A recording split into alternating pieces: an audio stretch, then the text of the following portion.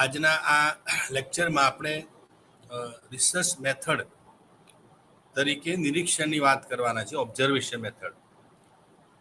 આપણે અગાઉ જાણ્યું કે એમ સામાજિક સંશોધનની અંદર વિભિન્ન પ્રકારની પદ્ધતિઓનો આપણે ઉપયોગ કરતા હોઈએ છીએ, અને એમાં વિશેષ કરીને નિરીક્ષણ, પછી મુલાકાત, પ્રશ્નાવલી, આવી પદ્ધતિઓનો ઉપયોગ એ સંશોધનમાં આપણે થતો હોય છે. ગઈકાલે આપણે જે વ્યાખ્યાન લીધું એની અંદર આપણે બે વાતની સ્પષ્ટતા કરી. એક કહ્યું આપણે માહિતીના સ્ત્રોત તરીકે, કે જ્યારે હું ડેટા કલેક્ટ કરું છું, કારણ કે બેઝિકલી આપણે એ વાત પણ સ્પષ્ટ કરી લીધી કે કોઈ પણ પ્રકારનું રિસર્ચ જે છે એમાં મુખ્ય મુદ્દો જે છે તે માહિતી એકત્રીકરણનો છે. એટલે તમને ઓથેન્ટિક ડેટા મળે છે કે કેમ, એટલે પ્રમાણભૂત અને વિશ્વસનીય માહિતી ઉપર એ આખા સંશોધનનો મદાર રહેલો છે. એટલે આપણું સંશોધન ગુણવત્તાયુક્ત છે કે કેમ, યથાર્થ છે કે કેમ, એનો મુખ્ય આધાર જે છે એ આપણને પ્રમાણભૂત, યથાર્થ કે વિશ્વસનીય માહિતી મળી છે કે કેમ એની પર આધાર રાખે છે. હવે માહિતીના મુખ્યત્વે જે છે તે બે સ્ત્રોત આપણે કહી શકીએ. એક સ્ત્રોતની વાત કરી કે ભાઈ દસ્તાવેજી સ્ત્રોત. દસ્તાવેજી સ્ત્રોત જેને આપણે રિટન ડોક્યુમેન્ટ્સ કહીએ છીએ, અથવા તો એક પ્રકારનું લેખિત સાહિત્ય. સંશોધનની અંદર આ એક મહત્વની બાબત આપણે જોઈએ છીએ કે દસ્તાવેજી જે સ્ત્રોત છે એનો ઉપયોગ એ મોટાભાગના સંશોધનોમાં થતો હોય છે. હવે દસ્તાવેજી સ્ત્રોત વિશે એવું કહેવાય કે ભાઈ એ જે આખી વાત જે છે એ કોઈક અન્ય પરિપ્રેક્ષ્યમાં, કોઈ અન્ય હેતુ માટે જ્યારે માહિતી એકત્રિત કરવામાં આવી હોય, એ માહિતીનો ઉપયોગ જ્યારે હું મારા સંશોધનમાં કાર્યમાં ઉપયોગમાં લઉં છું, ત્યારે એને આપણે સેકન્ડ હેન્ડ ડેટા કહીએ છીએ. સેકન્ડ હેન્ડનો મતલબ એવો થાય કે ફર્સ્ટ હેન્ડ મતલબ પ્રાથમિક સ્ત્રોત. સેકન્ડ હેન્ડનો અર્થ એવો થયો કે મારા માટે નહીં, કોઈક અન્ય હેતુસર, કોઈ અન્ય કારણસર, અથવા તો કોઈ અન્ય સંશોધકે એના પોતાના કોઈ ચોક્કસ હેતુ માટે થઈને કોઈ માહિતી એકત્રિત કરી હોય, એ માહિતી જ્યારે હું મારા સંશોધન કાર્યમાં ઉપયોગમાં લઉં છું, ત્યારે એ મેં દસ્તાવેજી સ્ત્રોતનો ઉપયોગ કર્યો કહેવાય. બની શકે કે મેં જે સંશોધકની પાસેથી એ માહિતી એકત્રિત કરી એના માટે માહિતી પ્રાથમિક હોય એવું બનવા જોગ છે, અને એવું બને. પ્રાથમિક નો અર્થ આપણે શું તારવ્યો કે સંશોધક પોતે જ્યારે ક્ષેત્ર નિરીક્ષણ દ્વારા કે ક્ષેત્ર ઉપર જઈને, જે અભ્યાસનું આપણું ક્ષેત્ર છે, એ ક્ષેત્ર પર જઈને ક્ષેત્ર કાર્ય પદ્ધતિ વડે જ્યારે કોઈ માહિતી એકત્રિત કરે છે, પછી એમાં નિરીક્ષણ હોય, મુલાકાત હોય, પ્રશ્નાવલી હોય કે પદ્ધતિ કોઈ પણ હોઈ શકે, પણ સંશોધક પોતે જ્યારે કોઈ એક માહિતી આ રીતે એકત્રિત કરે છે, ત્યારે એ સંશોધક માટે ડેટા કેવો બની જાય છે? પ્રાથમિક. એટલે પ્રાથમિક સ્ત્રોતનો સીધો સાદો અર્થ એવો થયો કે સંશોધક પોતે કે એની વ્યવસ્થાના માધ્યમે માહિતી જે એકત્રિત કરે છે, ક્યાંથી? ક્ષેત્ર ઉપર જઈને. આપણું જે ફિલ્ડ એરિયા જે છે, આપણું જે એરિયા છે, આપણું જે સંશોધન ક્ષેત્ર જે છે, સંશોધન જેને આપણે સમષ્ટિ કહીએ છીએ, એમાં જઈને જ્યારે માહિતી એકત્રિત કરીએ છીએ આપણે, ત્યારે એ માહિતી એ આપણા માટે શું બની જાય છે? પ્રાથમિક. દસ્તાવેજી સ્ત્રોતમાં પણ એ વાત આપણે સમજવાનો પ્રયત્ન કર્યો કે ભાઈ દસ્તાવેજી સ્ત્રોત બે પ્રકારના મુખ્યત્વે હોય છે, એક પબ્લિક અને બીજા પ્રાઇવેટ. પબ્લિક ડોક્યુમેન્ટમાં પણ આપણે કહ્યું કે સરકારી દસ્તાવેજો, એમાં સરકારના લગભગ તમામ વિભાગો એ પોતાના વિભાગના અહેવાલો રજૂ કરતા હોય છે. એન્યુઅલ રિપોર્ટ જેને આપણે કહીએ છીએ, વાર્ષિક અહેવાલ. એ સરકારના દરેક ડિપાર્ટમેન્ટમાં વસ્તુ આપણને જોવા મળે. એજ્યુકેશન ડિપાર્ટમેન્ટ હોય, હેલ્થ ડિપાર્ટમેન્ટ હોય, હોમ ડિપાર્ટમેન્ટ હોય, અને મહિલા કલ્યાણ વિભાગ હોય, કોઈ પણ સરકારના લગભગ વિભાગોમાં વર્ષ દરમિયાન વિભાગ અંતર્ગત કેવા પ્રકારની કામગીરી થઈ, કેવા પ્રકારની યોજનાઓનું ઘડતર થયું, એ યોજનાઓનું અમલીકરણ કેવા પ્રકારનું થયું, અને અંતે એમાં શું પરિણામ મળ્યું એને લેખાજોખા કરતો એક અહેવાલ એ વિભાગ તૈયાર થતો હોય છે.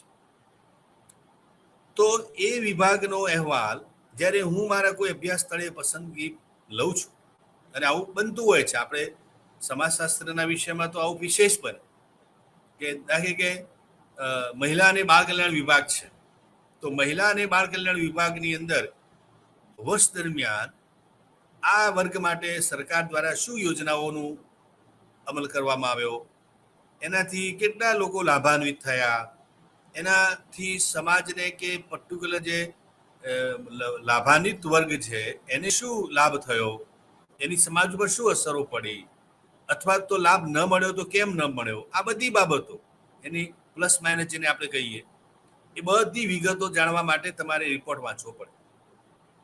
જેમ આપણે કોઈ કંપનીનું સર્વેયું વાંચીએ, બેલેન્સ શીટ જોઈએ, તો બેલેન્સ શીટમાં આપણને તરત ખ્યાલ આવી જાય જે એના જાણકાર હોય એના માધ્યમે કે ભાઈ આ કંપની કેટલી લોસ કરી, ફાયદો કર્યો તો કેટલો કર્યો, ક્યાં શું પૈસો ક્યાંથી જનરેટ થયો, આ બધી ડિટેલ એના સર્વેયામાં આવી જાય. એમ આપણું સોશિયોલોજીકલ જે ઓડિટ છે એ તમારે તપાસવું હોય તો તમારે વિભાગની આ પ્રકારની જે માહિતી છે એ માહિતીના આધારે તપાસ કરી શકીએ. આપણું જાણવાનો અભિગમ ન હોય તો પણ આપણા અભ્યાસમાં આ વસ્તુ આવતી હોય છે કોઈને કોઈ વિષય ઉપર. તમે કોઈ ક્રાઇમના આધારે કોઈ અભ્યાસ કરતા હો, એ ગુનેગાર અથવા તો એ ક્રિમિનોલોજીના સબ્જેક્ટમાં તમે કોઈ આગળ કામ કરતા હો, તો તમારે તો ડગલે ને પગલે તમારે હોમ ડિપાર્ટમેન્ટના આંકડાઓ તપાસ કરવા પડે, અથવા તો તમારો જે સંશોધન વિસ્તાર જે છે એમાં તમારી વિશેષ જાણકારી પ્રાપ્ત કરવી જ પડે કે ભાઈ હું મેં મારો જે પ્રોબ્લેમ જે છે અથવા પ્રોબ્લેમ મારો જે સંશોધન અભ્યાસ છે તો એમાં મારા જે આ છે રિસ્પોન્ડન્સ છે એ તો માહિતી આપશે જ આપશે, પણ એની સાથે પૂરક માહિતી માટે તમારે આ પ્રકારના આંકડાઓની માહિતી પ્રાપ્ત કરવી પડે. અને એના આધારે એટ ગ્લાન્સ તમે ટ્રેન્ડ જાણ્યા, જેમાં લોકો આપણે ગુનેગારોનો ટ્રેન્ડ જાણવો છે કે ભાઈ દેશમાં ગુનાઓની સ્થિતિ શું છે, અથવા તો મિલકત વિરુદ્ધનો ગુનાઓ વધારે થાય છે, વ્યક્તિ વિરુદ્ધના ગુનાઓ વધારે થાય છે, સ્ત્રી સંબંધિત ગુનાઓનું પ્રમાણ વધારે છે, કેવા પ્રકારના ગુનાઓનું પ્રમાણ વધારે છે. તો એ તમારે જો જાણવું હોય તો પહેલા તો તમારે આંકડાઓ તપાસ કરવી પડે કે પહેલા તો આ ગુનાઓ નોંધાય છે ખરા, અને માની લો કે નોંધાય છે તો આ ગુનાઓનું શું પ્રમાણ છે, લાસ્ટ યર ને કરંટ યર વચ્ચેની શું તફાવત છે, વધઘટ તમે તપાસ કેવી રીતે કરી શકશો, ખ્યાલ આવે છે. તો આ બધી બાબતો, અને ક્રાઇમના અલગ અલગ પ્રકારો પણ બને છે. આજે આપણે બધા અલગ અલગ ક્રાઇમની વાત કરીએ કે સાયબર ક્રાઇમ જે છે એ અત્યારના સમયમાં વધુ પ્રમાણમાં થાય છે, કે એની સામે આપણે એનો ઉપયોગ કરીએ છીએ. માટે વર્ષો પહેલા સાયબર ક્રાઇમની ઘટનાઓ ઘટતી નહોતી. કેમ નહોતી ઘટતી? કારણ કે એવા પ્રકારનું ઓનલાઈન શોપિંગ કે ઓનલાઈન બજાર હતું જ નહીં. આ જેને ડિજિટલ માર્કેટ તમે આપણે કહીએ છીએ, એ ડિજિટલ માર્કેટ નામે કંઈ નહોતું, એટલે એ શક્યતાઓ જ નહોતી, એટલે એને લગતા ગુનાઓનું પ્રમાણ જ નહોતું. અત્યારની સ્થિતિ શું છે? તો અત્યારે આવું છે ભાઈ, અત્યારે બધા લોકો ઓનલાઈન માર્કેટિંગ કરે છે, ઓનલાઈન શોપિંગ કરે છે, અને બધા કેટલા બધા આજે લેવડ દેવડના વ્યવહારો, જે આર્થિક વ્યવહારો જે છે બધા લગભગ ઓનલાઈન થઈ ગયા છે.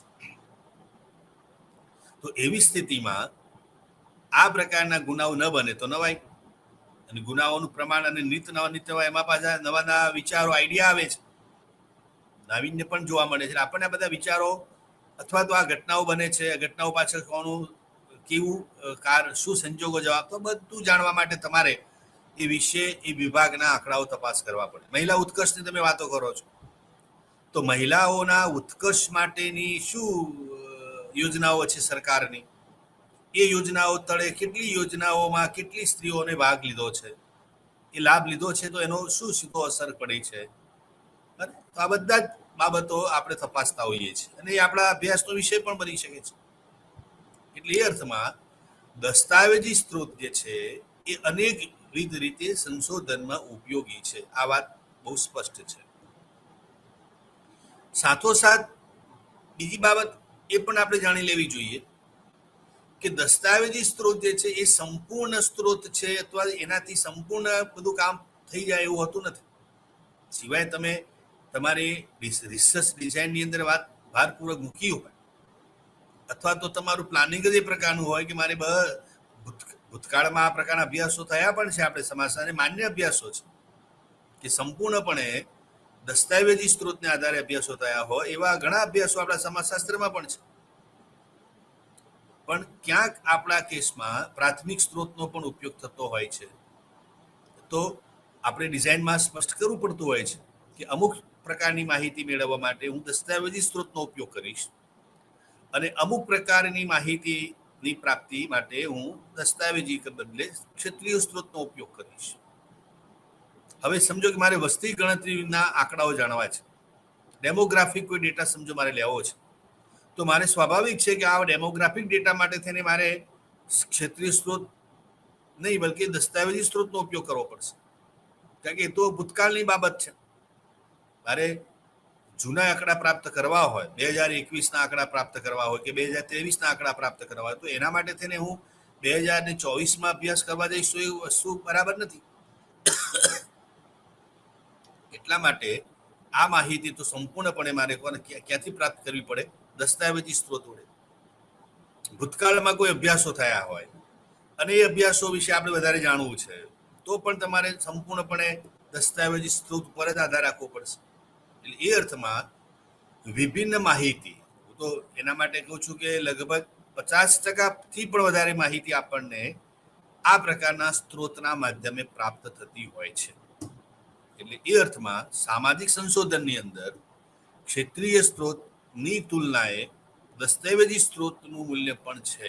સાવ એને આપણે ક્ષેત્રીય સ્ત્રોતનું મૂલ્ય છે તો છે જ, પણ એને લઈને દસ્તાવેજી સ્ત્રોતનું મૂલ્ય નથી એવું નથી. તમારા અભ્યાસના સ્વરૂપ ઉપર માહિતીનું સ્વરૂપ કેવું છે એના આધારે નક્કી કરી શકીએ કે ભાઈ ક્ષેત્રીય સ્ત્રોતની સાથે સાથે દસ્તાવેજી સ્ત્રોતની પણ એટલી જ મૂલ્યવાન છે. તો આ વાતની સાથે બીજી વાત પણ આપણે જાણી લઈએ કે દસ્તાવેજી સ્ત્રોતનો ઉપયોગ કરવો જોઈએ ને થતો પણ હોય છે, પણ એનો અર્થ એવો ન લઈ શકે કે સંપૂર્ણ એના પર આધારિત રહેવું. સિવાય તમારા અભ્યાસનું સ્વરૂપ એવું હોય, બાકી મોટાભાગના અભ્યાસમાં આપણે શું કરતા હોઈએ છીએ કે એક સ્તર સુધી ક્ષેત્રીય દસ્તાવેજી સ્ત્રોત બરાબર છે, પછી બીજી પ્રકારની જે માહિતી પ્રાપ્તિ આવે એવે સમયે આપણે પાછું ચેન્જ ઓવર થઈ જવું પડે. તો એમાં આપણે શું કરવાનું હોય છે? ક્ષેત્રીય સ્ત્રોતનો ઉપયોગ કરવાનો હોય છે. તો ક્ષેત્રીય સ્ત્રોત એટલે મેં હમણાં કહ્યું તેમ કે એક એવો સ્ત્રોત છે કે જેમાં સંશોધક પોતે પોતાની જ્ઞાનેન્દ્રિયો દ્વારા જ્ઞાનની પ્રાપ્તિ કરે છે. પદ્ધતિ ભલે જે વાપરતા હોય તે એનું પણ એટલું જ મૂલ્ય છે. કોન્ક્રીટ અને દસ્તાવેજી સ્ત્રોતમાં એવું છે કે એ જે તે સમયે જે તે પરિસ્થિતિ પ્રમાણે જે તે વ્યક્તિ માહિતી પ્રાપ્ત કરી છે, તો એની મનોસ્થિતિ જુદી હોય.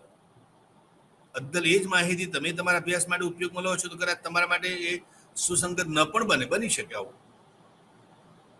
તો પ્રાથમિક સ્ત્રોતમાં કે ક્ષેત્રીય સ્ત્રોતમાં આવું બનવા જો કેમ નથી? કારણ કે એમાં સંશોધક પોતે જ પોતાની રીતે એ માહિતી એકત્રિત કરતો હોય છે અથવા તો એ વ્યવસ્થા કરતો હોય છે. એટલે એ દ્રષ્ટિએ દસ્તાવેજી સ્ત્રોત કરતા પ્રાથમિક સ્ત્રોતનું પલ્લું એ રીતે આપણને ભારે લાગે છે. પણ ટૂંકમાં બંને પ્રકારના સ્ત્રોતનો ઉપયોગ સામાન્ય રીતે આપણે કરતા હોઈએ છીએ અને બંને સ્ત્રોત સંશોધન માટે મૂલ્યવાન છે. આ વાત આપણે કરી. હવે આપણે વાત કરવી છે કે ભાઈ આ પદ્ધતિઓની અલગ અલગ જે વાત કરી એમાં યોગ્ય યથાર્થ કોન્ક્રીટ પદ્ધતિ કઈ?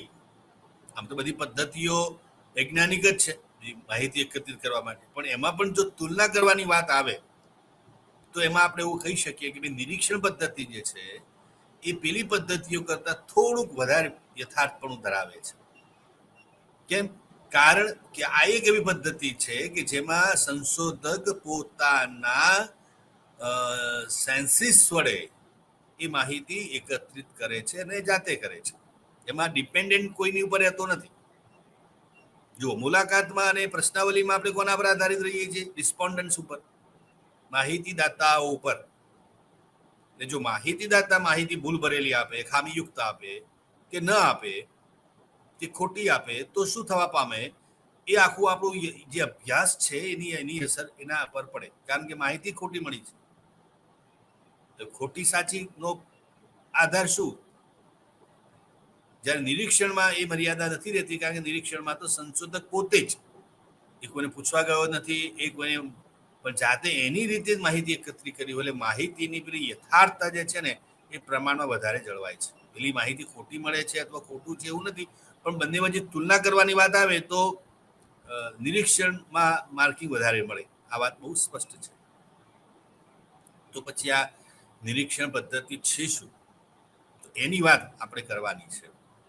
તો પહેલી વાત તો એ આપણે સમજી લઈએ કે વિભિન્ન પ્રકારની પદ્ધતિઓમાં નિરીક્ષણ પદ્ધતિનું મૂલ્ય વધારે છે. કેમ મૂલ્ય વધારે છે? તો એનું કારણ આ છે કે એમાં સંશોધક પોતે પોતાની જ્ઞાનેન્દ્રિયો દ્વારા જ્ઞાન પ્રાપ્ત કરે છે. એ બીજા ઉપર કોઈ આધારિત રહેતો નથી. એનું પોતાનું મૂલ્યાંકન કરે છે, પોતાની તે ઘટનાઓને જુએ છે, સમજે છે, પછી એનું વર્ણન કરે છે. એનું એનાલિસિસ કરવાનું આવે, એનું અર્થઘટન કરવાની વાત આવે ત્યારે સંશોધકને ઘણી રીતે ફાયદારૂપ બને છે.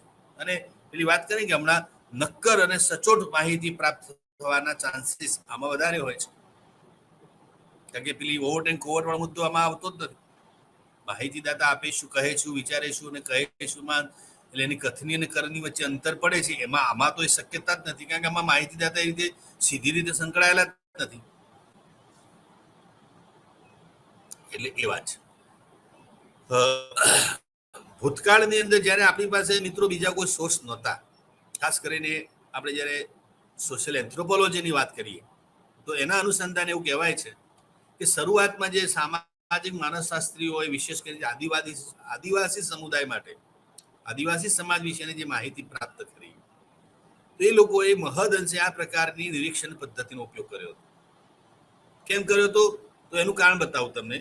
કારણ કે આપણી પાસે માહિતી લેવા માટે ભાષા, આજે હું તમને પ્રશ્ન પૂછું, તમે પ્રશ્ન ઉત્તર આપો છો, તો આપણે બંને પક્ષે જે સમજીએ છીએ ભાષાનો ઉપયોગ બંને કરતા હોઈએ છીએ, અને ભાષાના માધ્યમે આપણા વચ્ચે એક પ્રકારનું સંવાદ સધાય છે, એ કમ્યુનિકેશન થાય છે, અને એના પરિણામ સ્વરૂપે પરસ્પર આપણે માહિતીનું આદાન પ્રદાન કરીએ છીએ. આ એક વાત, ધેટ ઇઝ સોશિયલ પ્રોસેસ, એક સામાજિક પ્રક્રિયાનો ભાગ છે.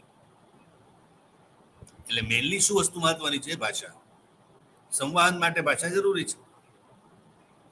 હવે શરૂઆતના તબક્કે હું જ્યારે વાત કરું છું, આજથી બ્રિટિશ યુગ પૂર્વે અથવા એ દરમિયાન જ્યાં શિક્ષણ ન બરાબર હતું એ સમયે, અને આજે પણ અમુક સ્થિતિ એવું છે કે ત્યાં એમની સાથે કમ્યુનિકેશન માટેની માધ્યમની એક જ છે કે એમની પોતાની બોલી, ડાયલેક્ટ જેને કહીએ, ભાષા પણ નહીં, લેંગ્વેજ.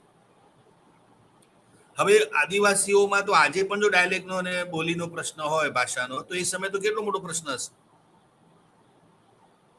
એમની સાથે તમારે કમ્યુનિકેશન કરવું હોય તો કઈ ભાષામાં કરવું? એમની જે લોક બોલી છે, પ્રાદેશિક બોલી, એ બોલી બોલે છે, તો એ બોલી વિશે આપણે કંઈ જાણતા જ નથી. અને આપણે જે કંઈ બોલીએ છીએ એ લોકો નથી જાણતા. આજે પણ ઘણો પ્રશ્ન છે લોકોને ત્યાં. અંતરિયાળ, તમે ડુંગરાળ અને અંતરિયાળ ગામડાઓમાં જાઓ છો, ખાસ કરીને આદિમ સમુદાયના માટે, તો એ આદિમ સમુદાયના લોકો માટે તો આજે પણ કમ્યુનિકેશનનો પ્રશ્ન છે જ. અરે એમાં પહેલાની તુલનાએ ફેર પડ્યો છે, પણ સાવ બધા લોકોને પ્રશ્ન નડતો નથી એવું નથી. કેટલાકને આજે પણ પ્રશ્ન સતાવે છે. આપણે ત્યાંથી શિક્ષકો ભણાવવા જાય છે સ્કૂલમાં, તો એમને માટે આ પ્રશ્ન છે જ, કારણ કે એમને જે બાળકો બોલી બોલે છે શિક્ષકને નથી આપતી, અને શિક્ષક જે બોલી બોલે છે અથવા જે ભાષા વાપરે છે અભ્યાસક્રમમાં, એ બાળકો નથી સમજતા. તો પછી બાળકો અને શિક્ષકો વચ્ચે કમ્યુનિકેશન કેવી રીતે થવું ઘટે? કઈ રીતે તમે એની સાથે કમ્યુનિકેટ કરો છો? આ એક પ્રશ્ન છે. પુસ્તકો આપણે બોલી ના થાય, લિપિ, કારણ કે મોટે ભાગે વાત લિપિની હતી, એમાં લિપિ નથી એટલે તમારી ભાષા નથી, અને ભાષા નથી એટલે તમારી પાસે ભાષાના જે સંસાધનો જે છે, પુસ્તકની વાત આવે અને શબ્દોની વાત આવે, બધું જ આ છે. એટલે કમ્યુનિકેશનની જ્યારે ભાષા નહોતી, એવે સમયે આ માનવશાસ્ત્રીઓએ અભ્યાસ તો કર્યા જ છે. ઘણા બધા આપણે સોશિયલ એન્થ્રોપોલોજીની જાણે સમજ લઈએ છીએ, કેટલા બધા અભ્યાસો આપણે આદિમ સમુદાયના આમાંથી માધ્યમે જોવા મળે છે. તો આપણે મનમાં વિચાર આવે કે એ સમયે નહોતી એમની પાસે ભાષા, નહોતું એમની પાસે બીજું કોઈ સંસાધન, તો પછી લોકોએ અભ્યાસો કઈ રીતે કર્યા હશે? અને પાછા એ અભ્યાસો સચોટ કઈ અનુમાનને આધારે કે, કારણ કે એ સિવાય આપણી પાસે કોઈ સોર્સ હતો જ નહીં. તો એ સમયે આ પ્રકારના એન્થ્રોપોલોજીસ્ટ વડે જે માહિતી પ્રાપ્ત કરવામાં આવી, એનો જે સોર્સ હતો એમની પાસે, એ કયો હતો? આ નિરીક્ષણ, ઓબ્ઝર્વેશન. અને લાંબો સમય એટલે એવું કહેવાય છે કે લોકો વર્ષોના વર્ષો ત્યાં રોકાયેલા છે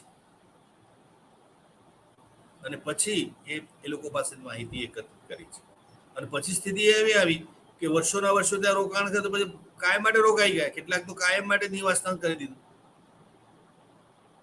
આજે આપણા ઘણા બધા શિક્ષકોના આમ જોવા જઈએ તો એ નોકરી માટે ત્યાં ગયા હોય અને પછી એટલો લાંબો સમય ત્યાં રોકાણ કરે અને ત્યાંની સંસ્કૃતિ અને ત્યાંની ભૂગોળ અને ત્યાંના બધા લોકો સાથે એટલા ઓતપ્રોત થઈ જાય તો પછી એમને લાગે કે હવે તો વતનમાં જવાનો મતલબ જ નથી, તો પછી જ્યાં જગ્યાએ નોકરી કરી હોય એને જ વતન બનાવી દે. પછી ઘણા બધા ગુજરાતમાં પણ ઘણા બધા તમે આમ જાઓ તો શિક્ષકો હોય, ડોક્ટર હોય, વેપારીઓમાં પણ છે. ગયા હોય ત્યારે વેપાર અર્થે ગયા હોય, પછી ધીમે ધીમે એટલા બધા ત્યાં એસ્ટાબ્લિશ થઈ જાય. અને બીજી વાત મિત્રો, આ કારણે પણ છે, બીજું કારણ છે કે એ લોકો એટલા બધા પછાત અને અજ્ઞાન નિરક્ષર, તો અહીંથી જે કોઈ ગયું છે ને એ તરત ત્યાં એસ્ટાબ્લિશ થઈ ગયું છે. એની જ્ઞાનને લઈને, એના શિક્ષણને લઈને, એની સમજણને લઈને, એની કોનેને લઈને, કારણ કે ત્યાં આ પ્રકારનો માહોલ જ નથી. ઠીક છે, ક્યાંક કોકના પક્ષે એનું શોષણ પણ થયું છે, એનો ઉપયોગ પણ થયો છે, પણ મૂળ વાત કઈ છે કે ભાઈ એ લોકો આટલા દૂરથી આપણને સમજવા માટે, આપણા માટે સારા ભાવથી અહીં આવ્યા છે, તો આપણે શું કામ એમને અપનાવીએ નહીં? કેટલો ભાવ છે એમનો, કેટલી મિશનરીઝના લોકો ત્યાં સ્થાયી થઈ ગયા છે. આવ્યા હતા, ભાવ જુદો હતો. આ છે એટલે કહેવાનો આશય શું છે, તો આ છે ઓબ્ઝર્વેશન એટલે નિરીક્ષણ પદ્ધતિ. ઇવન તો આપણે ત્યાં જેલના કેદીઓનો અભ્યાસ કરવા માટે જેલમાં રોકાણ કરેલું છે, આવું પણ બન્યું છે. હવે એ તો શક્ય જ નથી બહાર રહેવું, તો જેલના કેદીઓ વિશે આપણે કંઈ જાણવું સમજવું છે તો પછી તમારે એ લોકોને પાછી એમની જાણ નથી કરવાની કે તમે આઉટસાઇડર છો, you are the observer, you are the researcher, એવું કંઈ કહેવાનું જ નથી. અને તમારે એમનો અભ્યાસ કરવાનો છે. આ છે નિરીક્ષણ પદ્ધતિ સૌથી કોન્ક્રીટ છે, યથાર્થ છે. પણ મૂળ વાત મેં તમને એમને કહી ને કે એના માટે થઈને આપણે શું કરવું પડે છે, સંપૂર્ણપણે એ લોકોના જૂથમાં ભળી જવું પડે. હવે ઓબ્ઝર્વેશનમાં બે બાબતો છે મિત્રો. પહેલી વાત તો ઓબ્ઝર્વેશન કોને કહેવાય સમજ લઈએ, પછી એને ટાઈપ્સની વાત કરીએ. ઓબ્ઝર્વેશન સીધો સાદો અર્થ થયો નિરીક્ષણ, ગુજરાતી એનો અર્થ નિરીક્ષણ. નિરીક્ષણ એટલે સહેતુક જોવું, with all kind of interest અને ઇન્ટેન્શન થ્રુ યોર સેન્સીસ. તમારી પાસે કુદરતે જે જ્ઞાનેન્દ્રિયો આપી છે, દાખલા કે આંખ છે અને કાન છે, નાક છે, ચામડી છે, જીભ છે, તો આ બધી શું છે? ઇન્દ્રિયો છે, જ્ઞાનેન્દ્રિયો, સ્વાદેન્દ્રિય અને ધાનેન્દ્રિય અને કહીએ છીએ સ્પર્શેન્દ્રિય. તો these are our labs. Social સાયન્સમાં, ખાસ કરીને સોશિયોલોજીમાં કંઈ આપણી પાસે પ્રયોગશાળાઓ નથી, તો એવું નહીં માની લેવા આપણી પાસે પ્રયોગશાળાઓ છે, એ કોઈની પાસે નથી. અને 24 કલાકમાં ફરતી અને તમારી પાસે અને તમે એમાં હર હંમેશ રહો છો એવી પ્રયોગશાળાઓ. એમ જોવા જઈએ કે એઝ અ રિસર્ચર તરીકે જોવા જાવ તમારી પાસે કેટલી સંપન્નતા, વૈભવતા છે. તો આ આપણી પાસે શું છે? લેબ છે. એટલે મારી પાસે આંખ છે, મારી આંખ હું દ્રષ્ટિનો ઉપયોગ કરું છું, પણ પ્રશ્ન એ છે કે with all kind of interest અને ઇન્ટેન્શન જ્યારે મારી એના માટે ઉપયોગ કરું છું, ત્યારે એ આંખ એ મારા માટે શું બની જાય છે? લેબ. મારા કાન છે, સાંભળે છે, પણ મારે જે સંશોધનના અનુલક્ષીને જ્યારે કોઈ સાંભળું છું, કોઈ સૂંઘું છું, કોઈ સ્પર્શું છું, કોઈ ચાખું છું, તો એ મારા માટે શું બની જાય છે? લેબ બની જાય છે. એટલે નિરીક્ષણનો સાદો સીધો અર્થ થયો કે સંશોધકે સહેતુક જોવું, જાણવું એટલે નિરીક્ષણ.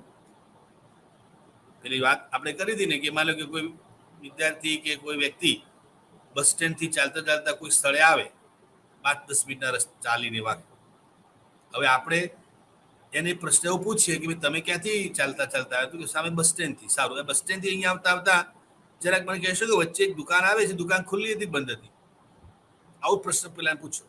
એને એવું નહીં કહેવાનું કે તમે ચાલતા આવ્યા હતા, ધીમા પગલે ચાલતા હતા, આંખો ખુલ્લી હતી, આંખો જોતી હતી, બધું જ અમે કહ્યું, બધું જ પ્રક્રિયામાં આવે.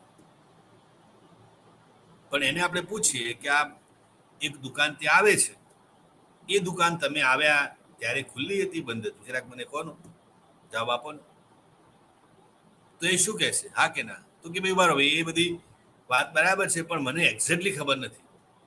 હું આવ્યો, ચાલતો આવ્યો, મારી આંખો આસપાસ તપાસ જોતી આવતી હતી, ખુલ્લી હતી, હું પોતે પણ સભાન હતો, પણ તમે કહો છો પ્રમાણે મને ખબર નથી. એટલે કામ કરો, હું કાલે તપાસ કરીને કહું. એટલે પછી આપણે શું કરીએ કે ભાઈ કામ કરો તો વાંધો નહીં, હવે જ્યારે આવતીકાલે તમે આવો ત્યારે અચૂક તપાસ કરતા આવજો કે તમે જ્યારે આવો છો ત્યારે દુકાન બંધ હોય છે ખુલ્લી.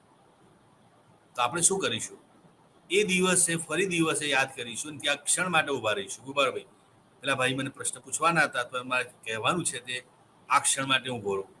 આપણે શું કરીએ, દુકાનની સન્મુખ ઊભા રહીએ છીએ, ઓબ્ઝર્વ કરીએ છીએ, જોઈએ છીએ બંધ છે ખુલ્લી છે તો કોણ બેઠું છે, અને જાણવા જે જાણવું છે એનાથી વધારે પણ જાણી માહિતી લઈને આવીશું.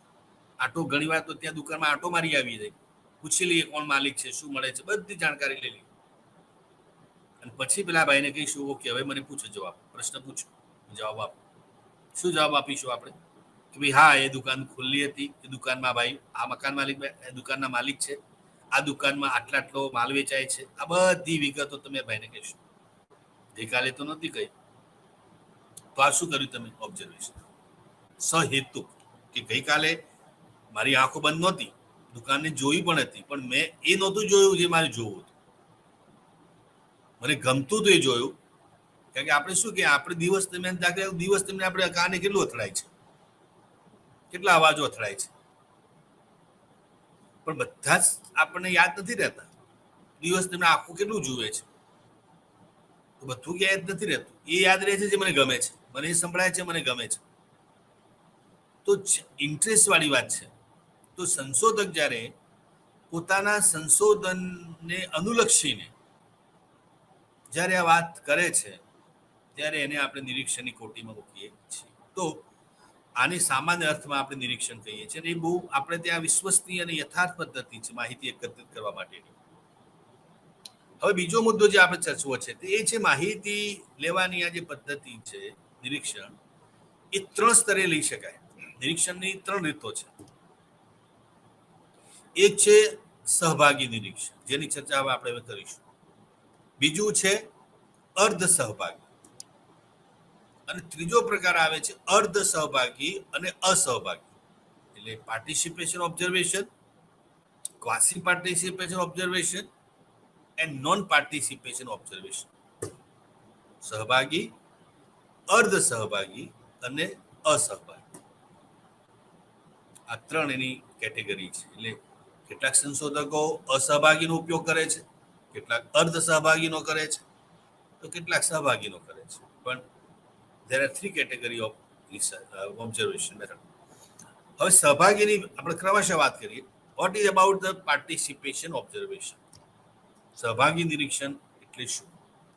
તો મિત્રો, સહભાગી નિરીક્ષણનો સાદો સીધો અર્થ એ થાય કે સંશોધક જે તે જૂથમાં, એટલે એના અભ્યાસનું જે જૂથ છે, એનું અભ્યાસનું જે ક્ષેત્ર છે, વિસ્તાર છે, એ વિસ્તારમાં સંપૂર્ણપણે ભળીને, ડાયલ્યુટ થઈને, આમ ભળવું એટલે ડાયલ્યુટ થવું, એક રૂપ થઈ જવું, એમ આપણે સાદી ભાષામાં કહીએ ને કે એક રૂપ થઈને, પોતાની ઓળખ છુપાવીને જ્યારે માહિતી એકત્રિત કરે છે ત્યારે એને સહભાગી નિરીક્ષણ દ્વારા માહિતી પ્રાપ્ત કરી. શું કરવાનું છે આમાં? કે સંશોધક તરીકે આપણે આપણી જાતને એમાં સંપૂર્ણપણે ઇન્વોલ્વ કરી દેવાની છે, ઓગાળી દેવાની છે, ડાયલ્યુટ કરી દેવાની છે, મેલ્ટ કરી દેવાની છે. અને આપણે એઝ અ રિસર્ચર છીએ એવી કોઈ પીછાણ, કોઈ ઓળખ આપણે ત્યાં આપવાની નથી. તો આપણે કહેવાનું છે ને, તો એ લોકોને સમજણ પડવી ન જોઈએ કે આ હી ઓર સી ઇઝ ધ આઉટસાઇડર.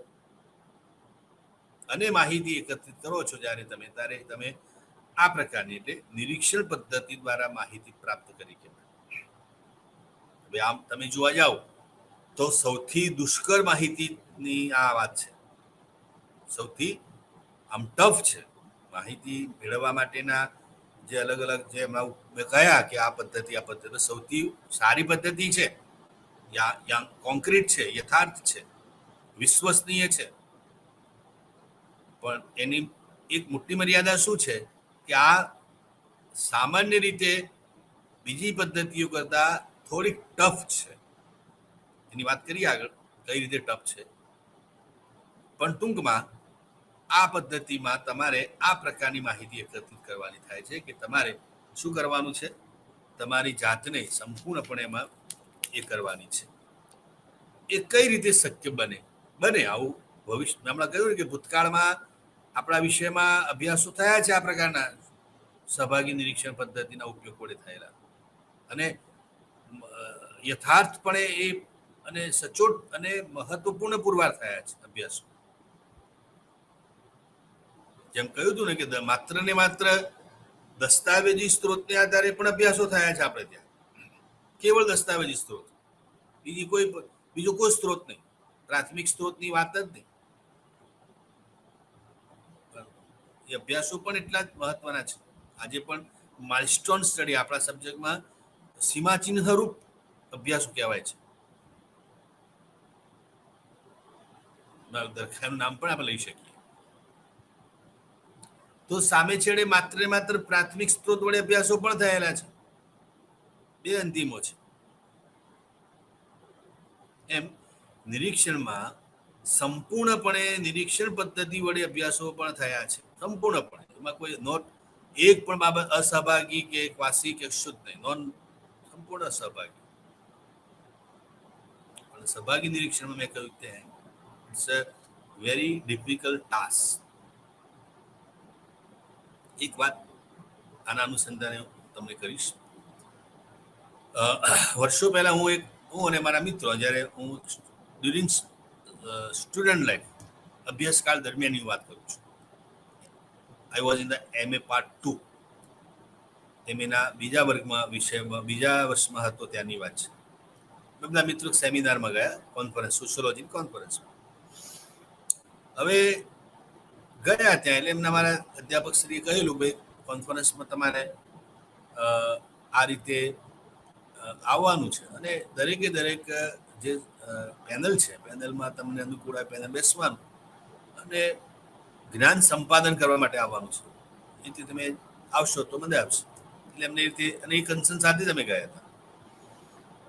હવે અમે સાંભળ્યું, બધા 2 દિવસની કોન્ફરન્સ હતી, અમે સરસ એમાં બધું અમને ઘણું બધું અમારા માટે ફ્રૂટફુલ રહી. થયું શું, એનું જ્યારે સમાપન સેશન હતું એટલે અમે બધા વિદ્યાર્થીઓ પેલી હોલની પછલી હરોળમાં બેઠા હતા. એટલે પછી પેલું દોહન, 2 દિવસનું દોહન અને બીજા બધા મહેમાનો પણ હતા, અને ભારતભરમાંથી આવેલા બધા વિદ્વજ્જનો સોશિયોલોજીના. એટલે બધી વાત એમાંથી વાત કાઢી, એટલે વન બાય વન લેક્ચર આપે, વાત કરે પોતપોતાના વિષયો ઉપર વાત કરે. એટલે હવે અમે તો વિદ્યાર્થી અવસ્થામાં હોઈએ, અને એમાં જ્યારે આ વિદ્વજ્જનો વાત કરતા હોય એટલે ક્ષણ માટે આપણને આનંદ આવે, પછી એક લેવલે પછી આમ થોડો કંટાળો આવે કે આપણે પેલું ટર્મિનોલોજી જાણતા ના હોઈએ અને ચિંતનાત્મક વાતો થતી હોય. એટલે એક ક્ષણ માટે આપણને એવું લાગે કે આ થોડુંક આપણા માટે બોરિંગ છે, એવું લાગે. કંઈ હતું નહીં, પણ અમને લાગતું. હવે થયું શું, આ બધું જાણતા ત્યારે પેલા ઉદ્ઘોષકે નામ લીધું કે ભાઈ હવે નું જે વાત જે છે એ મિસ્ટર થોમસ, અને એમની પાછું દેશનું નામ લીધું, કરશે વાત. એટલે અમને એમ થયું કે હવે આ જો આટલા બધા જે અગાઉના જે આવ્યા બધા, કોઈ હિન્દીમાં વાત કરી, કોઈએ ગુજરાતીમાં વાત કરી, અને તો આપણને કંટાળો આવતો. હવે તો આ ભાઈ તો અંગ્રેજીમાં વાત કરશે, અને એ તો પાછું ફોરેનની અંગ્રેજી, એટલે કેટલી બધી આપણને તો પહેલી વાત તો કે આપણને કંઈ ખબર પડશે નહીં ને કેટલું બોલશે. એટલે આવું અમે અંદર વિચારતા કે આ તો આપણને વધારે કંટાળાજનક લાગશે આ લેક્ચર. મૂળ એમના અભ્યાસની વાત કરશે, સંશોધનાત્મક વાત જ હતી. હવે મિત્રો થયું શું કે જેવા એ બોલવા ઉભા થયા, અને પહેલી જ વાક્યમાં એમને જે સંબોધન શરૂ કર્યું અને જે ભૂમિકા મૂકી વાતની, સાહેબ દાદ મળવા મળી. વાત એમને આપણે પેલા કોઈ સારું કલાકાર કોઈ વાત એની પોતાની વાત મૂકે તો લોકોમાંથી દાદ મળે, વાહ વાહ વાહ. એમ આ ભાઈ, આ જે પ્રોફેસર હતા, એમને તાળીઓનો દાદ મળી, વાહ વાહ થવા મળ્યું, એમ ગડગડાટ થઈ તાળીઓ. અને બહુ સરસ, એકદમ સ્પષ્ટ ગુજરાતી અને સરળ ભાઈ છે, સરળ શૈલી, એકદમ તમને હૃદયસ્પર્શી લાગે એવી ભાષામાં આખી વાત એમને મૂકી અને આખું વ્યાખ્યાન એમને સરસ ગુજરાતી ભાષામાં મૂકી. અમને પણ મજા આવી ગઈ. વાહ, તો બહુ આનંદ થઈ ગયો. તો આગળનો થાક એમાં ઉતરી ગયો. વાત પતી ગઈ. હવે અમારી પેલી જિજ્ઞાસા જે રહી એ પહેલોનો પરિચય એમને આપ્યો કે ભાઈ એ અમેરિકન સમાજ, તેનું કોઈ સ્ટેટ અને બધી વાત અમેરિકન સમાજની વાત કરી. પછી એમને આખી આ ગુજરાતીમાં વાત મૂકી એટલે એમને કંઈક એનો કંઈ છેડો મળ્યો નહીં કે આવું કેવી રીતે બની શકે. એ પોતે અમેરિકન છે. પછી પૂરું થયા પછી મેં કીધું, મારા મિત્ર હતો એને કહ્યું ભાઈ આપણે બીજા મળીએ કે ન મળીએ, પણ આ સાહેબને તો મળવું રહે આપણે જિજ્ઞાસા સંતોષવા માટે. પછી બે મિત્રો ત્યાં અમને મળવા ગયા.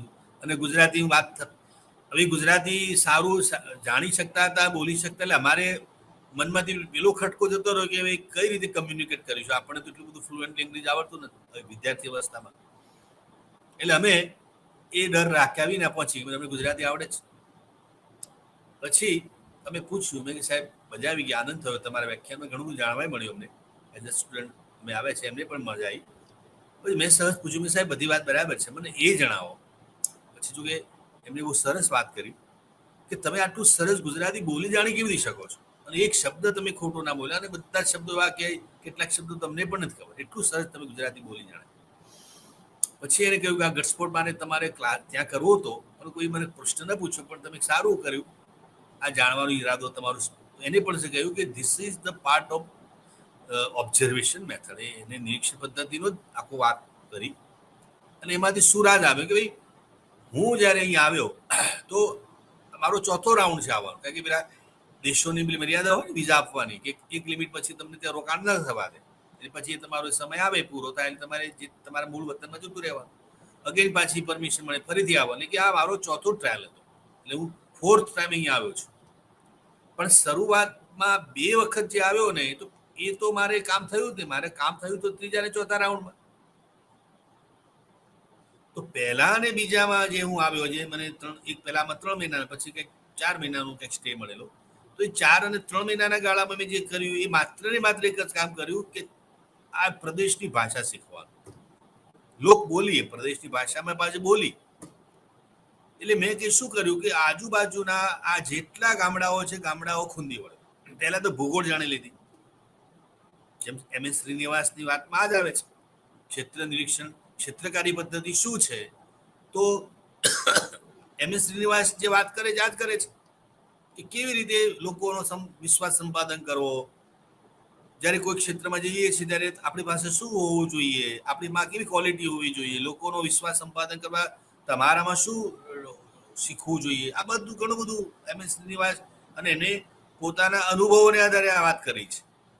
બસ એ વાત આ થોમસ સાહેબની પોતાની વાતમાં એ વાત કરી કે પહેલા ફર્સ્ટમાં તો હું આ જાણ્યું કે ભાઈ મારે અભ્યાસ કરવો છે તો મારે મારો એરિયા કયો છે, મારા રેન્ડમ સેમ્પલ લેવાનું છું, પણ કયા કયા પ્રદેશોના કયા કયા ગામડાઓને મારે. એટલે પહેલા તો એમને પેલું ગામડાઓની વાત કહી અમને. પછી તો નિરાંતે એમને કહ્યું કે હેવ ટાઈમ. આ પછી તો ખાસું અમે એમની પાસે અડધો કલાક બેઠા ને મને ઘણી બધી જિજ્ઞાસાઓ એમના માધ્યમે સંતોષાય. એટલે એમને કહ્યું પહેલા ફેસમાં તો હું આ જાણવાનો પ્રયત્ન કર્યો કે ભાઈ મારે અમારા અભ્યાસનું ક્ષેત્ર કયું છે. એટલે આપણે વાત કરી કે ભાઈ સમષ્ટિ મારો યુનિવર્સ કયો છે, અને પછી જે ગામડાઓ અને મારો સ્ટડી રૂરલ સ્ટડી હતો આખો, તો એ ગામડાઓ વિશે મેં પુસ્તકના આધારે જાણકારી પ્રાપ્ત કરી. ડેટા મને ખબર હતી, પણ કયા ગામડાઓ છે એ વિશે મને, તો દરેકે દરેક ગામડાઓની મેં ફિઝિકલી મુલાકાત લીધી. એવું નહીં કે મેં ઓન પેપર જોઈ લીધું.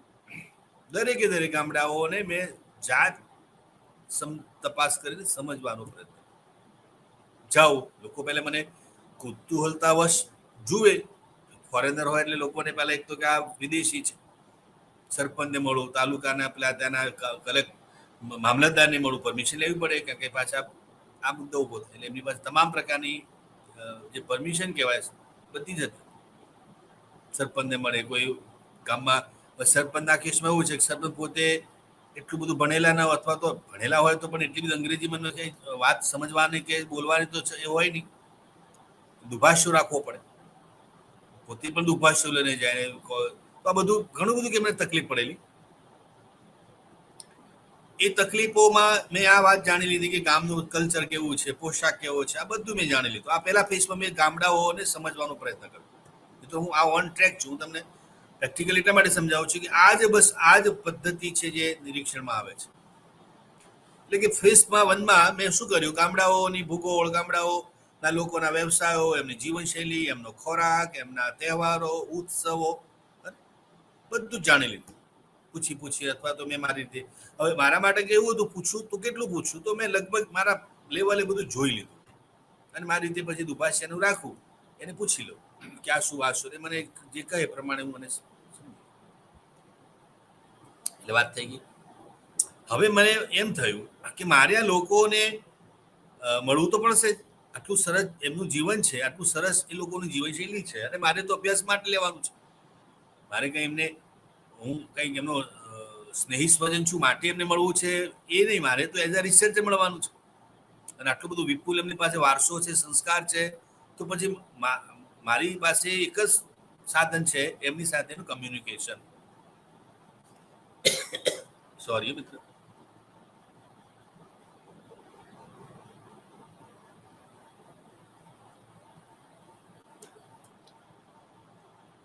એટલે મારી પાસે એક જ માધ્યમ છે, તે ભાષા.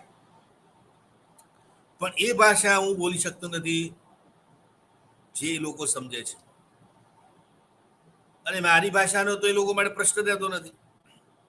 એટલે એમને શું કર્યું, હવે આ બધું વિચારતા સમય પતી ગયો. એનો જે ટાઈમ યુનિવર્સિટી અને ગવર્મેન્ટ એમને જે ટાઈમ આપ્યો છે, ટાઈમ સ્લોટ પતી ગયો. એટલે એમને એમના વતન જવું પડે ફરીથી, મૂળ વતન યુનિવર્સિટી. અને આ વિદેશ અભ્યાસ કરો આ બધા તમારા ફેસીસમાં પસાર થવું જ પડે. ઓકે કે આ સુધી તો બરાબર છે. હવે નેક્સ્ટ ફેઝમાં આવીશ ત્યારે હું ભાષા ઉપર કમાન્ડ લઈ લઈશ. નેક્સ્ટ ફેઝમાં આવ્યા તો નેક્સ્ટ ફેઝમાં એમને શું કર્યું, ગામડાઓ તો જોઈ લીધા હતા. ગામડાઓની ભાષા અને જાણવા, ભાષા અને બોલી ગુજરાતીમાં બે. હું ગુજરાતી ભાષા બોલું અને ઉત્તર ગુજરાતી બોલી બે બોલું. હું સૌરાષ્ટ્રની બોલી બોલું. તળ ગુજરાતની જે બોલી છે એ બોલીઓમાં પણ, કારણ કે કેટલાક લોકો તો તળ બોલી બોલે. સૌરાષ્ટ્રના તમે સૌરાષ્ટ્ર કે ઉત્તર ગુજરાતના અંતરિયાળ ગામડામાં તમે જાઓ તો એમની સાથે, અને જે લોકો જે છે, ખેડૂતો છે કે ખેતમજૂરો છે કે કોઈ પણ પ્રકારના લોકોની સાથે તાદાત્મ્ય કેળવવું હોય તમારે, તો એમની બોલીમાં તમે બોલો તો નજીક આવો. અને ભાષા એ બહુ મોટું માધ્યમ છે આ પરસ્પરને નિકટ લાવવા માટે. આ વાત એટલે એમને શું કર્યું, ગુજરાતી ભાષા તો જાણી સાથે સાથે બોલી પણ જાણી, અને પાછું કેટલું સરસ રીતે બોલ્યા.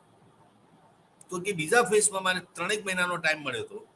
એ 3 મહિનાના સમયગાળામાં હું લગભગ એમ માનો ને, મારી પાસે બીજી વ્યવસ્થા પણ હતી, પણ ટૂંકમાં બધી રીતે તમે કંઈ પણ બોલો તો મને સમજાય, હું કંઈ બોલું એ લોકોને સમજાય, એ પ્રકારની હથોટી મારામાં આવી કે હવે મારે કમ્યુનિકેશન માટે કોઈનો સધિયારો, કોઈની મદદ લેવાની જરૂર. હવે હું એકલો ગામડાઓ જોઈ લીધા, ગામડાની ભાષા. એટલે હવે શું થયું, મને કે મોટો ફાયદો શું થયો, લોકો મને ચાહવા મળે. જે શરૂઆતમાં જિજ્ઞાસ મને આમ જુદી રીતે જોતા હતા ને, એ જ લોકો મને ઘરે બોલાવીને પ્રેમથી ભોજન આપવા માંડ્યા.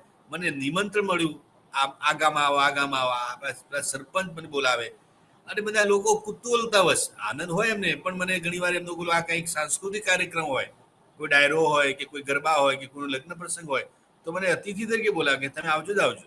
અને ત્યાં જઈને મને પાછું સરસ મજાનું એ આગતા સાકતા કરે. મને પોતાને પણ પર્સનલી ગમવા માંડ્યું કે ચલો આ તો મને બહુ આનંદની વાત છે મારા માટે. તો આ બન્યું છે એના કારણે. પહેલા ફેઝમાં તો ન બન્યું, બીજા ફેઝમાં બન્યું. આ બીજા ફેઝમાં બન્યું બીકોઝ ઓફ ધેટ કે એમની ભાષા જે છે એ એમને હાથ વગી થઈ ગઈ.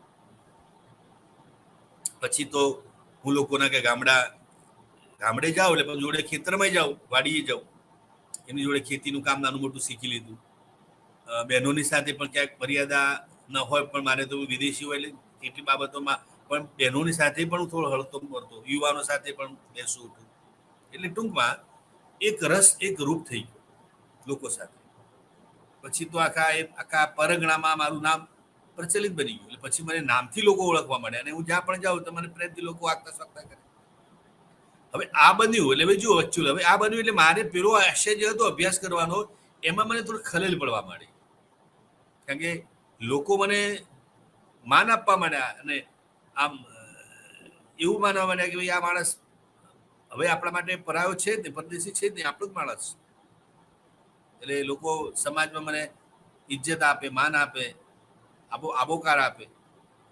અને પેલી છે ને માનવ સહજ ઈચ્છાઓ, એટલે ઘણી વાર તો મને એટલો હું તરબોળ બની ગયો એટલે મને આ બધી આ બાબતોમાં રસ પડવા માંડ્યો.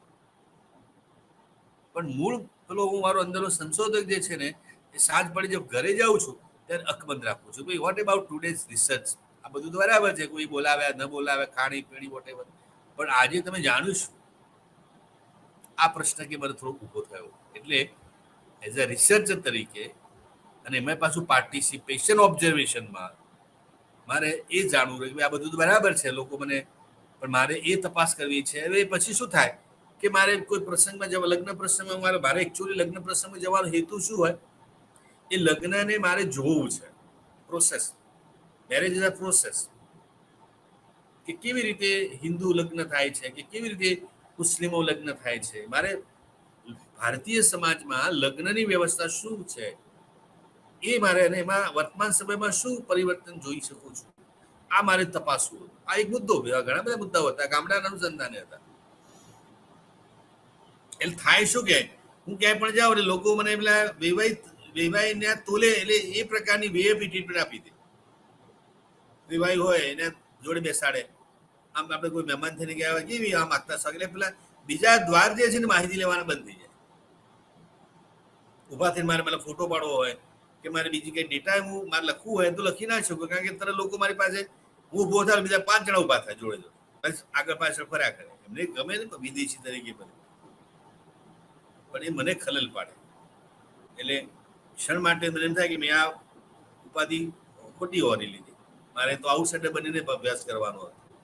પણ ઇન હાઉ મેં એ સ્ટેજમાં, પછી તો સેકન્ડ થર્ડ સ્ટેજમાં તો મેં થરલી બધી બાબતો ઓબ્ઝર્વેશન કરીને બસ સરસ અભ્યાસ મેં કર્યો. એટલે અને પછી આખી વાત એમને અભ્યાસમાં એક લેક્ચરમાં પણ એમને કરી, પણ બધું એમ કહેવાય કે એક સંપૂર્ણ નિષ્ઠા સાથે કોઈ કામ થયું અને એવું આપણને લાગી આવે. પણ એના માટે એમને શું કહ્યું કે વેરી મચ કિલિંગ ટાઈમ. આ એક મોટી એમને કહ્યું ભાઈ આ પદ્ધતિમાં મોટો ફાયદો શું છે કે તમે લોકચાહના, લોકભાવના, અને મેં કહ્યું તેમ કે ઇન્વોલ્વમેન્ટ તમારું એટલું બધું આવી જાય કે ન પૂછો વાત. But the cost is what, તમારે મેક્સિમમ ટાઈમિંગ આપો. આ વસ્તુ કે મેં જો પ્રશ્નાવલી કે મુલાકાત પદ્ધતિ અપનાવી હોત તો કદાચ મારે બી મેક્સિમમ બીજા રાઉન્ડમાં પતી ગયું હોત. મારે ત્રીજો ને ચોથો ફેઝ, ત્રીજા કે ચોથા ફેઝમાં મારે અહીં આવું જ ન પડ્યું. બે જ ફેઝમાં મારું કામ પતી ગયું. પણ બંને ફેઝમાં તો મારે શું થયું, મારું ખાલી ત્યાં રોકાણ જ થયું. પછી એકચ્યુઅલ જેને રિસર્ચ કહીએ છીએ ને એ તો કે પછીનો આ સમય પ્રારંભ આવ્યો. બાકીના તો સમય મારે એમાં, એટલે વાત મિત્રો હું શું કરું છું કે સહભાગી નિરીક્ષણમાં મુખ્ય વસ્તુ શું છે, એ છે જે જૂથ જીવનમાં પ્રવેશવું. આ એક પેલી ખાસિયત સહભાગી નિરીક્ષણની. પહેલી જો લાક્ષણિકતા હોય તો આ છે કે જૂથ જીવનની જે કંઈ દૈનંદિન જીવનની જે એક્ટિવિટી જે છે ને એમાં તમારે રસપૂર્ણથી અને ઇન ટોટાલિટી એસ્પેક્ટ સમગ્ર રીતે તમારે જોડાવવું પડે. કારણ કે પેલી વાત તો કરી જ છે કે તમારે તમારી નિજી ઓળખ નથી આપવાની કે I am the mister so and so and I am coming from research, I am coming from so institute for this purpose. આમાંનું કંઈક કરવાનું, કશું કહેવાનું નથી. જો ભૂલમાં તમે કહી દીધું કે ભાઈ હું એઝ અ રિસર્ચર આવ્યો છું અને I want to observe participant observation, તો સાહેબ કૃત્રિમ વર્તનને પણ સ્વાભાવિક વર્તન તમે માની બેસો, એ મર્યાદા હું કહું છું આમાં આગળ, અને એ તો બહુ મોટી ભૂલ કહેવાય. એટલે તમારે હા કોઈકને તમારે કેવું પડે પરમિશન, એટલા માટે ગામડામાં જાઓ તો તમારે ગામડામાં તો એના સરપંચ હોય કે કોઈ મુખી હોય એને તમારે એ કહેવું પડે કે ભાઈ મારો આ પર્પઝ છે. પણ બીજું, કારણ કે જ્યારે હું કોઈ જૂથમાં ભણું છું ત્યારે લોકો તો ડાઉટમાં મૂકે જ ને, ડાઉટમાં ન મૂકે અથવા તો કોઈ મૂકે તો એનો ખુલાસો તમારા માટે એક સેલ્ફી, શું કહેવાય કે પોઈન્ટ કયો છે, સેલ્ફ પોઈન્ટ, બચાવ પ્રવૃત્તિને કહેવાય. કોઈને તમારે ધ્યાન દોરવું પડે કે આ મારો આ પર્પઝ છે ભાઈ. પણ ટૂંકમાં પબ્લિકલી તમારે કોઈને કહેવાનું, હવે પબ્લિકલી નથી કહેવાનું અને માહિતી પ્રાપ્ત કરવાની છે તો તમારે શું કરવું પડે, તમારે જૂથની દૈનંદિન પ્રવૃત્તિઓમાં ભળી જવું પડે. આત્મસાત એટલે આમ સાદી ભાષામાં એવું કહેવાય કે તમારે સંપૂર્ણપણે તમારે આ જે જૂથ છે ને જૂથને આત્મસાત કરી દેવાનું છે. વિચાર કરો કે કોઈ એક જૂથ ને તમારે આત્મસાત કરવું હોય તો સાહેબ કેટલો ટાઈમ લાગે ખરું?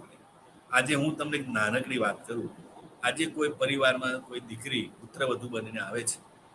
હવે તો સંપૂર્ણપણે આપણે જાણીએ છીએ કે તો એ પરિવારની સભ્ય જ હોય છે, અને લાઈફ ટાઈમ સભ્ય. સભ્ય એટલે કંઈ આપણી જેમ 2 વર્ષ માટે કે 5 વર્ષ માટે અભ્યાસ માટે આવ્યા છે જતા રહેવાના છે એવું નહીં.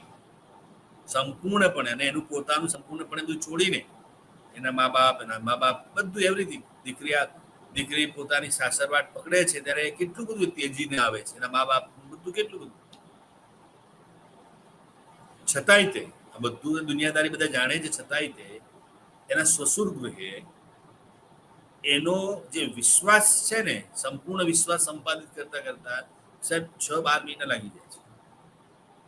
આ વાસ્તવ છે. 6-12 મહિના તો મિનિમમ, એનાથી વધારે કે લાગે, પણ હું તો ઓછામાં ઓછી સમય મર્યાદા કહું છું. એની સાસુ કા એના સસરા કે એના અન્ય વડીલો એને ઘરનો સંપૂર્ણ કારોબાર ક્યારે સોંપે? બેટા હવે you are the decision maker, તું કહીશ એમ થશે, અને યુ આર ધ બધું એવરીથિંગ. આ પેલી કહેવાય કે ઘરની તિજોરીની ચાવી પણ એને આપી દે કે આ યુ આર સોનલી યુ. તને જ્યારે ઈચ્છા લાગે જે ખર્ચ કરવો હોય બધું, તારે જે લાવવું હોય મૂકવું હોય, you are free for that. આવું ક્યારે થાય છે? પણ ક્યારે, કેટલો ટાઈમ લાગે? એને પણ આ બધી મેં કહ્યું લેબોરેટરીમાં પાસ થવું પડે દીકરીને, પછી ફાઇનલી પાસ થાય, પછી કે ઓકે ભાઈ હવે ઘરની. અને ઘણીવાર તો ઘરની અમુક બાબતો પણ એનાથી છુપી રાખવામાં આવે. એ ઘણીવાર આપણે જાણતા કે વહુ આવે એટલે બધા સાસુ સસરા બેઠા હોય કે ઘરના અન્ય સભ્ય તો ચોખ્ખા નથી જાય. અમુક વાતો એને કરે નહીં, એટલે ઘણીવાર છોકરીને ફીલ થાય કે હું આવું છું એ લોકો કઈ વાતમાં તરબોળ હોય છે. જેવા હું એ રૂમમાં આવું છું અથવા મારી હું સરાઉન્ડિંગમાં છું ત્યારે તો કોઈ વાત જ નથી કરતા. એટલે એને પણ ઘણી વાર ડાઉટમાં મૂકે પોતાની જાતને કે મારામાં કઈ ડિફોલ્ટ છે. પણ પેલા ન કહેવાનું શું, કારણ કે હજુ તો પરાઈ છે. પછી એને સાથે બેસાડીને જયારે બેસે તો વિચાર કરો, હું જસ્ટ આ તો તમને હું હળવાશમાં પણ વાત આના સંદર્ભમાં જ કરું છું. તો આપણે પરિવારનો વિશ્વાસ સંપાદન કરતો પછી એ દીકરીએ કેટલો બધો ટાઈમ આપવો પડે છે પરિવારમાં. ત્યારે એ 6 મહિના 12 મહિના 8 મહિનામાં એ પરિવારના આમ એકચ્યુઅલ સભ્ય તરીકેની એને પરમિશન મળે છે કે now you pass, you are the now the complete member of our family, not partial. તો વિચારો, વોટ અબાઉટ અવર રિસર્ચ? આપણે તો શું છે કે ખેલીને જતું રહેવાનું છે, આપણે ક્યાંય ત્યાં રોકાણ નથી કરવાનું. તો આપણી પાસે અપેક્ષા કેટલા સમયની હોય? હવે તમે આ વાતને પેલા માનવશાસ્ત્રીઓ જોડે જોડી શકો કે કેમ? કે શરૂઆતમાં એન્થ્રોપોલોજીસ્ટ જે અભ્યાસો કરવા આવ્યા એ લોકોએ કેટલો ભોગ આપ્યો છે, ન તો એમની પાસે ને કઈ સગવડ વગર પાછું. અત્યારે તો તમે કોઈ આદિવાસી કે કોઈ એવા ગ્રામીણ વિસ્તારમાં જાઓ તો સાહેબ બધી સગવડ પ્રાપ્ત છે. ભલે સહભાગી નિધિનો ઉપયોગ કરો ના કરો અલગ વસ્તુ છે. રસ્તાઓ નહીં, અને પછી વ્યવસ્થા નહીં, લાઇટ નહીં, અને આજે અંતરિયા ગામડાઓમાં જવું એટલે જંગલોમાં રસ્તો શોધતા અને કેટલું બધું ભય પાછું. જીવતા રહીએ ન રહીએ, પાછા બીજા બધા આ રોગોનો ઉપદ્રવ હોય ત્યાં કેટલું બધું ભોગ આપવો પડે. ત્યારે એટલે એ તમને એમ થાય કે કેટલું બધું માણસ સેક્રિફાઈસ કેટલું આપ્યું હશે. પેલો આપણે કોરોના વખતે આવ્યો હતો ને, એક આર્ટિકલ આવ્યો હતો કે ભાઈ એક આવા સાયન્ટિસ્ટ છે, આવા બધા ડિસીઝ આવે છે ત્યારે એની વેક્સિનેશન તૈયાર થાય. હવે વેક્સિનેશન બનાવવા માટે શું કરવું પડે? ટેસ્ટ કરવો પડે. ટેસ્ટ માટે કોણ તૈયાર થાય? આપણે હ્યુમન ક્લિનિકલ શરૂ કર્યું. શરૂઆતમાં તો કોઈ રિસ્પોન્સ નતો મળ્યો, તો પછી આપણે આ વિનંતી કરી, કોઈને સમજાવ્યા, એમ કરીને આગળ વાત વધી. બાકી આમ બધાને જીવવું હતું ખરું, બધા ઈચ્છતા હતા કે કોઈ કોરોનાની રસી મળે. બધાના ચિત્તમાં વાત રસીની હતી. પણ જ્યારે આ હ્યુમન ટ્રાયલ ચાલુ થયા ત્યારે કોઈ સામે ચાલી નહોતું કહ્યું કે મારા પર ટ્રાયલ કરો તો એટલે હું બચી તો જાઉં, પણ મારા લીધે બીજા લોકોને તો બચી ગયા. આવું કહેનારા બહુ ઓછા હતા. પછી તો એક સમજણ આવી, પછી ઘણા બધા લોકો ગયા. પછી તો આખી વાત, કારણ કે એના વિના તો શક્ય જ નહોતું. પણ માનો ન થાય, અમુક એવા વાયરસ હોય કે એની વેક્સિનેશન બનાવવા માટે તમે જોખમ લેવું પડે, કારણ કે અલ્ટિમેટલી એ વાયરસ સાથે જ તમે ખેલ ખેલો છો. તમને એ વાયરસનો ચેપ નહીં લાગે એની શું ખાતરી? કેટલું એ લોકો કેટલું જોખમ લે એ તમને બચાવવા માટે, દુનિયાને બચાવવા માટે. પહેલા પેલું કામ તો એ લોકો શું કરે છે, એમના જાનને જોખમ મૂકી દે છે, અનસેફ થઈ જાય છે કે આ જે વાયરસ છે, વાયરસનો ચેપ મને લાગશે અને હું મરી જઈશ, એ ગણતરી સાથે જ પડે છે. તો અમેરિકાના કોઈક આવા જે વૈજ્ઞાનિક હતા, એના કેસના સંદર્ભમાં આવ્યું હતું કે એને ઘણા બધા આવા વાયરસના અભ્યાસો કરીને અલગ અલગ પ્રકારની વેક્સિનેશન. તો કે આ માણસ શું કરતો, આવી કોઈ વેક્સિન તૈયાર થાય ને, હ્યુમન ટ્રાયલ તો કોઈ કરવા ના દે, તો એકચ્યુઅલી એને ટ્રાયલ તો કરવો કે નહીં, તો જાતે પોતે જ એનો ટ્રાયલ કરવો. વેક્સિન બનાવે, એને લાગે કે હવે અમારે કોઈ ટ્રાયલ કરવો, તો જાતે જ એની બોડીમાં પોતે એની વેક્સિનેશન આપી દે, ઇન્જેક્શનના માધ્યમથી. પછી જે એને જે અનુભૂતિ થાય એના આધારે આગળ પ્રયોગ કરાય. એવા તો કે એને કેટલા બધા પ્રયોગો કરે અને દરેકમાં પછી છેવટે સફળ થયો. તો આ જગતને એને બધું ઘણું બધું આપ્યું, પણ પહેલું એને કામ શું કર્યું, એની જાતને જોખમમાં મૂકી દીધું. માની લો કે અને વિથ ઓલ કાઇન્ડ પરમિશન લોકોને કહીને કે ભાઈ હું આ રીતે લઉં છું, મને કંઈ પણ થાય ને તો જવાબદારી મારી વ્યક્તિગત છે. એટલે કોઈને દોષારોપણ પણ મૂકીને જવું કે કોઈના પર કોઈ સરકાર કે તંત્ર ઉપર એને કહ્યું કે ના ના તો આ મારા માટે આ એવું નહીં, પણ પ્યોરલી એ કમિટેડ સાથે ભાઈ આ તો હવે કોઈ કે તો તૈયાર થવું પડશે, કોઈ નથી થાય, હું તૈયાર થાઉં છું. એટલે આ તો ઉદાહરણ છે. તો સાહેબ રિસર્ચમાં અને મનુષ્ય નિરીક્ષણ પદ્ધતિની વાત આવે છે ત્યારે તમે વિચાર કરો કે માનવ શાસ્ત્રીઓએ અથવા તો જેને જેને આ નિરીક્ષણ પદ્ધતિ વડે અભ્યાસો થયા છે એ લોકોએ કેટલું આમ કમિટેડલી કામ કર્યું હશે. જ્યારે તમારી પાસે ભાષા નહોતી, લિપિ નહોતી, કોઈ બોલી નહોતી, છતાંય તમે એ લોકોના વિશે સંપૂર્ણપણે જાણ કરતા. કેટલા આજે અભ્યાસો આપણી પાસે હોત જ નહીં જો આ વ્યવસ્થા જ ન હોત. પ્રારંભિક તબક્કે જે અભ્યાસો થયા અને માહિતી પ્રાપ્ત થઈ એના વિશે તો તમે કલ્પી શકો છો કેટલું બધું એમને આ લેવલે વાત કરીએ છીએ.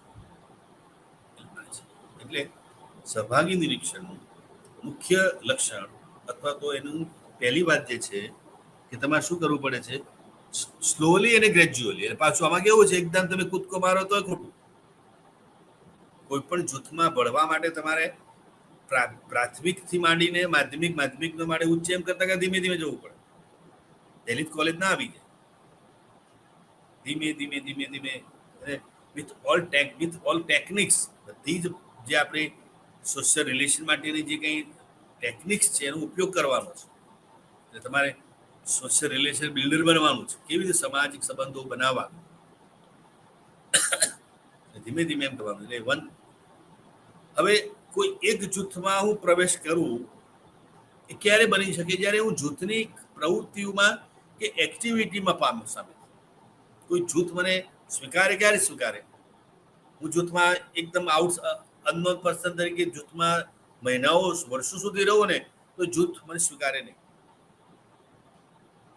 પણ એ જૂથની જે ડેઇલી એક્ટિવિટી છે એ ડેઇલી એક્ટિવિટીમાં હું જોડાઈ જાઉં ને તો લોકો મને.